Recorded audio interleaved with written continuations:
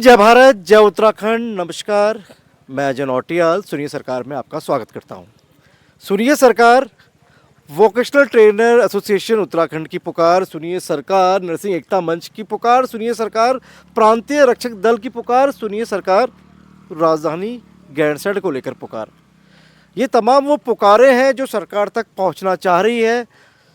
इनको लगता है कि सरकारों के कान तक आवाज़ पहुंच भी रही है, लेकिन सरकार भला इतनी कठोर कैसी हो सकती है कि एक तरफ जो युवा हैं वो सड़कों पर है और क्या सरकारों के कान में जूं नहीं रेंग रही होगी।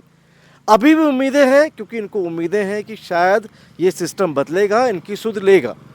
वोकेशनल ट्रेनर एसोसिएशन उत्तराखंड है पीछे, और ये देख लीजिए, मैं दिखाऊंगा पीछे तमाम बच्चे बैठे हुए हैं। कुछ देर पहले यहाँ पे थोड़ी सी आंधी चली है, थोड़ी बारिश हुई है, और ये देखिए इन्होंने ये व्यवस्था जो की है, बल्लियाँ गिर चुकी हैं, बल्लियाँ गिर गई हैं देखिए, और फिर खड़ा करने की कोशिश कर रहे हैं। शायद इस बल्ली के सहारे अपने करियर को एक दिशा दे सकें। क्या है इनकी परेशानी, क्यों ये धरने पर बैठने को मजबूर हैं, तमाम उन मुद्दों पर बात करेंगे। सीधा समझ लेते हैं कि आखिर ऐसी क्या अन पड़ी कि इनको यहाँ बैठने के लिए मजबूर होना पड़ा। नमस्कार, क्या नाम है आपका और क्या है, इन शॉर्ट थोड़ा सा बताइए आप क्या। सर नमस्कार, सुनिए सरकार का मैं हार्दिक स्वागत करता हूं। और जैसा कि यहाँ पर हमारे पास जो मामला है, मेरा नाम तुषार पांडे है, मैं वोकेशनल ट्रेनर एसोसिएशन में अभी प्रदेश अध्यक्ष के रूप में भी हूँ। जो हमारा मामला है, दरअसल क्या था कि हमारे पास व्यावसायिक शिक्षा के कार्यक्रम चले सन 2021 से लेके वर्तमान में अभी भी चल रहे हैं, जिसमें 2021 से समग्र शिक्षा के अधीन हमारे पास एक company vision India private limited नियुक्त होती है, और वो हमें नियुक्त करती है माध्यमिक विद्यालयों के लिए, जो इसमें हम कक्षा 9 से कक्षा 12 तक की क्लासों को वोकेशनल कोर्सेज के जरिए हम पढ़ा रहे थे। उसमें हमारे पास 8 सब्जेक्ट होते हैं, जिसमें आईटी, ब्यूटी, प्लम्बिंग, इलेक्ट्रॉनिक्स और एग्रीकल्चर, ऑटोमोटिव, ऐसे हमारे 8 सब्जेक्ट हैं, जिनको हम लगभग 300 जो प्रशिक्षक थे हमारे उस समय तैनात, तो वो राज्य में लगभग 255 विद्यालयों में अपनी सेवाएं दे रहे थे। आप लोग भी यहाँ जाइए थोड़ा सेवाएं दे रहे थे। तो अचानक से सेवा देते देते क्या हुआ कि लगभग जो कंपनी थी उसका शुरुआती एग्रीमेंट 4 साल का था। 4 साल एग्रीमेंट होने के बाद 1 साल उसको फिर से एक्सटेंड किया गया गवर्नमेंट के द्वारा, और एक्सटेंड करने के बाद जब तक सेवा बराबर चल रही थी, बच्चों का भविष्य भी बन रहा था, तो अचानक से 31 मार्च 2026 को हमारे पास गवर्नमेंट यानी समग्र शिक्षा की तरफ से एक आदेश आ जाता है, जिसमें यह लिखा जाता है कि आपकी सेवाओं को स्थगित कर दिया गया। पंडित जी, सवाल है जो आपकी बातों से समझ आ रहा है, ये तो प्राइवेट नौकरी की तरह आप कर रहे थे एक तरीके से जी। वो कंपनी खत्म बंद हो गई, तो अब आपकी मांग क्या है? उस कंपनी को तो सरकार ने हटा दिया ना जी। जिस कंपनी ने आपको रखा हुआ था, और ये न्यू एजुकेशन पॉलिसी के तहत था ये जी। देखिए कमाल की बात है, न्यू एजुकेशन पॉलिसी सरकार ने खुद अपनी पीठ थपथपाई थी। सरकार ने ये बोलकर कि उत्तराखंड देश का पहला राज्य है। माननीय धर्मेंद्र प्रधान जी, केंद्रीय मंत्री धर्मेंद्र प्रधान की बड़ी बड़ी फोटो थी, एज पर प्रोटोकॉल। यहाँ के शिक्षा मंत्री धन सिंह रावत की भी बड़ी फोटो थी, लेकिन केंद्रीय मंत्री से थोड़ी छोटी फोटो थी, लेकिन संदेश बहुत बड़ा था। संदेश इतना बड़ा था कि उसकी गूंज पूरे देश तक सुनाने की कोशिश हुई थी कि नई शिक्षा नीति, न्यू एजुकेशन पॉलिसी, वो अलग बात है कि मैकाले की शिक्षा का विरोध करते करते नेता और मंत्री अपने बच्चों को खुद मैकाले शिक्षा पद्धति के तहत ही उन बड़े बड़े स्कूलों में शिक्षा देते हैं जिनका वो विरोध करते हुए मंचों पर दिखाई देते हैं। लेकिन वो गरीब बच्चे, वो गाँव के बच्चे जिनके माता पिता के पास इतना पैसा नहीं कि वो अपने बच्चों को बड़े महंगे स्कूलों में पढ़ा सके, वो पढ़ाते हैं सरकारी स्कूलों में। वहाँ नेताजी बोलते हैं न्यू एजुकेशन पॉलिसी, और कोर्स होता है वोकेशनल कोर्सेज की शुरुआत होती है क्लास 9 से लेकर क्लास 12 तक। 8 कोर्सेज होते हैं कि आपका बच्चा इन 8 कोर्सेज में से कोई कोर्स सेलेक्ट कर सकता है। अगर वो उसमें पारंगत होगा तो उसकी नौकरी पक्की। यही तो कहते हैं मोदी जी, स्टार्टअप इंडिया, नौकरी पक्की, निश्चिंत। और जो उनकी नौकरी पक्की करने वाले जो 300 शिक्षक थर्ड पार्टी के तहत जो रखे गए, उसके साथ अनुबंध खत्म, और ये सड़क पर जो चले थे बच्चों का करियर संवारने के लिए, बच्चों को नौकरी और उनको स्वावलंबी बनाने के लिए, वो आज खुद ही इस काम चलाऊ तंबू के नीचे है, जो जरा से तूफान बारिश में बार बार ढह जाता है, कहीं से बारिश की बूंदें गिरती है और बल्लियां तो आप देख ही रहे हैं, ये बल्लियां खड़ी है। चुनावी साल है, पांडे जी से मैं पीछे भी आऊंगा। आप क्या कोर्स पढ़ाते थे, परिचय दीजिए अपना। सर मैं आयुष मिंगवाल, मैं ऑटोमोटिव ट्रेनर हूँ। विकास नगर में पोस्टेड था इससे पहले, अभी जब 31 मार्च। क्या होता है ऑटोमेटिक, थोड़ा बताइए हमारे, मतलब क्या बन जाते हैं हमारे बच्चे यहाँ। सर बेसिकली मैं एक मैकेनिकल इंजीनियर हूँ, है ना। और वहाँ पे ऑटोमोटिव में जो भी होता है वो गाड़ियों से रिलेटेड चीज़ें होती हैं। गाड़ियों के पार्ट्स के बारे में पढ़ाया जाता है, गाड़ियों के बारे में पढ़ाया जाता है। ऑटो मैकेनिक बन जाएंगे बच्चे।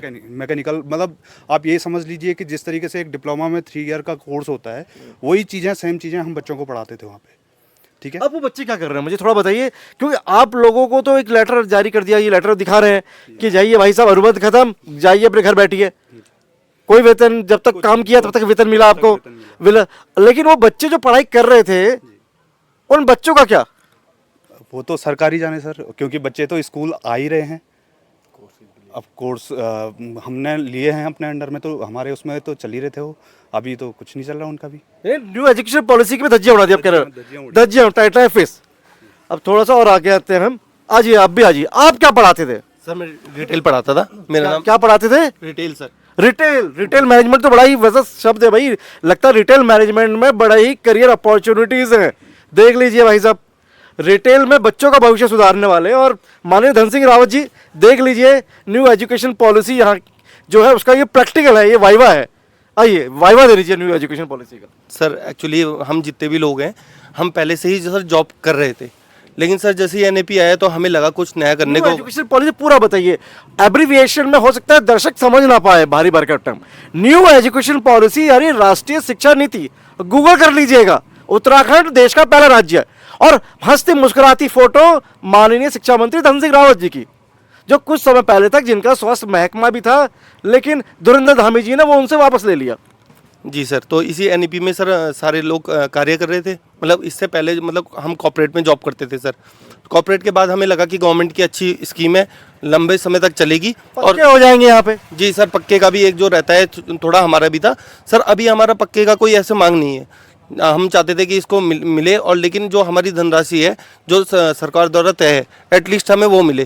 क्योंकि सर कितना पैसा मिलता था? सर वैसे हमें 22,000 अलॉट थी, और जैसे कि हम 9 से 12 तक अपनी शिक्षा दे रहे थे, तो सर उसमें क्या था 20 + 22 का कुछ ऐसा सुनने में आया था। नहीं, मुझे बताइए टाइम में कितने घंटे पढ़ाते थे, कितना पैसा तय था और कितना हाथ में मिलता था, वो बताइए। सर हम through out the school time हम रहते थे सर, पूरे स्कूल में रहते थे। मतलब since morning to evening sir, जब तक स्कूल चलता है सर। तो वही जो स्कूल की वर्किंग होती थी सर, वही हमारी वर्किंग होती थी। इसमें हमें सर टोटल जो पीरियड्स मिलते थे 6 पीरियड मिलते थे, जिसमें 3-3 दिन का प्रैक्टिकल होता था और एक दिन सर हफ्ते के हर दिन थ्योरी की क्लासेस चलती थी सर। पैसा कितना मिलता था? सर पैसा हमें जो मिलता था 14,589 रुपये मिलता था सर। 14,589, ये साढ़े मोटा मोटा 14,500 रुपये मिलता था। इस महंगाई के जमाने में घर पे इनकी पत्नियां भी बोलती, शादी वादी हो गई नहीं हुई अभी? सर मेरी तो नहीं है, लेकिन काफी लोग ऐसे काफी हो गई तो पत्नी भी घर में कहीं ना कहीं ताने मारती होगी। सैया तो बहुत ही कमात है, लेकिन महंगाई डायरेक्ट खाए जाता है। यानी 22,000 सैया को मिलते हैं, लेकिन सैया लाते हैं 14,500। 22,000 ठेकेदार को देती थी सरकार। जी सर। और 14,500 आपको मिलते थे। यानी मोटा मोटा कितने खा गए पैसे? सर ये तो मतलब अनुमान लगाना, क्योंकि सर इसमें ऐसा था कि पहले हमें जो अपॉइंटमेंट हुआ था सर, जो हमारा वो ओनली 9 to 10 किया था सर। उसके बाद कंपनी ने ये बोला था कि अगर आप 12th भी पढ़ाते हैं तो हम आपके इंक्रीमेंट करेंगे, जो कि सर वो इंक्रीमेंट भी अभी तक हो नहीं पाया। इंक्रीमेंट तो हो ही रहा है, सरकारों का इंक्रीमेंट हो रहा है।